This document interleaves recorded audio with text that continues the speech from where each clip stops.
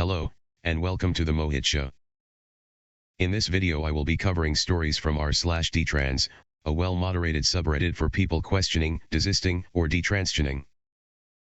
I will be protecting the identities of these posters since individuals in this community have been harassed when their stories have been discussed. A text-to-speech voice is being used due to current recording difficulties. This video's first post, titled, "Trans reminds me a lot of communist ideology/religion and cults." Trans ideology is not explicitly religious, but there is something of this social purity spiral, how people shut up, and the religion/cult continues to evolve for the benefit of a few select individuals. I woke up and I saw the signs in my 3-year-old, and these ideas that you can't question, etc. I know that Matt Walsh is very religious, but the way his simple questions are dismissed as almost taboo, or how everyone is afraid of showing that it's all bulls, because it would make them get in trouble, it reminds me of so many of the cults, communist dictatorships, and theocracies I've heard of. I know many of you have expressed similar views. When did you guys pick this up? From the comments. One commenter says to me the trans thing reminds more of a trend, in the sense it has become more popular, and a quick fix like a diet pill. If you're unhappy about your bodies, your life, experienced something traumatic, or is gay, being transgender is often advertised as an explanation and a solution to your problem. If you're unhappy, you can just change your bodies. To a small minority, transitioning may be the right decision, but it's not something for everybody. Some people regrets and some people need other solutions to fix their lives. I will continue comparing the mass transitioning of minors with a misleading diet pill. Children can't know long-term consequences or take long-term informed decisions like adults can. Another commenter replies, a very good observation, Imo. Under the simplest examination the ideology dissolves, which is why it requires so much activism to prop up, and shaming/coercion/guilting/blackmailing of people to keep it going. It's against nature. The real shot to the heart will be when a detransitioner, not a predictably Catholic family dad, makes the scathing documentary about what it's really like to not get any informed consent, etc.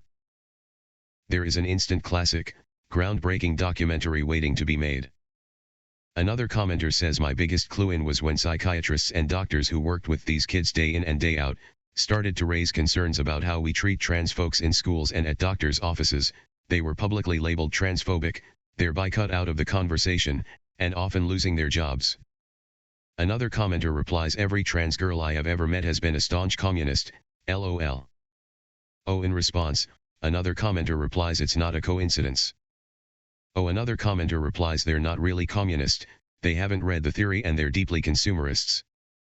It's easy to say you're a communist when your idea of a commune is a place where you can just watch porn and anime all day and other people will clean up and cook for you. Another commenter says, I started to pick this up in my local trans support group, where people would get verbally shot down for not conforming to a dogmatic understanding of gender and trans. If it didn't fit the Wako Harem bingo, you were lectured like a effing Maoist struggle session. This has quickly expanded into other liberal left groups where, for example, even pointing out the policy track record and values of the general populace within Islam is immediately perceived as hatred of all Muslim people. I would participate in the struggle session bulls in some ways sometimes, like making comments or jokes that would be in effect a shaming of people for their sexual identities or what have you. Others would also put me down for being negative, ironic huh? Or put me down for being male, while uplifting female people who were trans, because sexism, or patriarchy or whatever lol. At first it felt like another realization that people will be nice and accepting to those they like and / or want to f, and cruel and demeaning to those they find ugly or ideologically unfit. Typical grade school bulls, but with the veneer of righteous ideology. The What is a Woman? Documentary just put all that on display to me and shows just how profitable it is to manipulate people with this radical ideological value system and push them into a lifetime of medical dependence.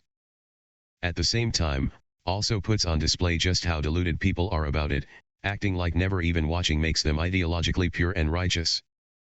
Meanwhile my thoughtful comments about it goes ignored. I guess being ignored for my heresy is better than being symbolically burned at the stake for their sense of purity, right? Eventually something will have to give. Another commenter says, when I went to Planned Parenthood and spoke to the nurse about detransitioning and they became so uncomfortable and tried to mask it with forced positivity, called it a journey, assumed I was great and everything was fine, said things like, "See, you're fine, your life isn't ruined by detransitioning." Why would a professional be so deeply fearful of the mere fact that I am coming to them asking for testing to make sure my detransition is going as it should and my hormones are normal? Why do they insist I am still part of their club with their language and subtle verbal pressure? I felt like I was manipulated into agreeing that I wasn't upset about being given hormones as a 16-year-old. No one would do that unless they were in a cult protecting this ideology. The masking and manipulation reminded me of stories from North Korean defectors.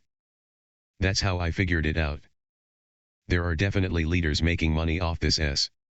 They just don't make themselves that obvious for obvious reasons. That will be all for this video. Please like and subscribe for more. Thank you for watching and have a nice day. End.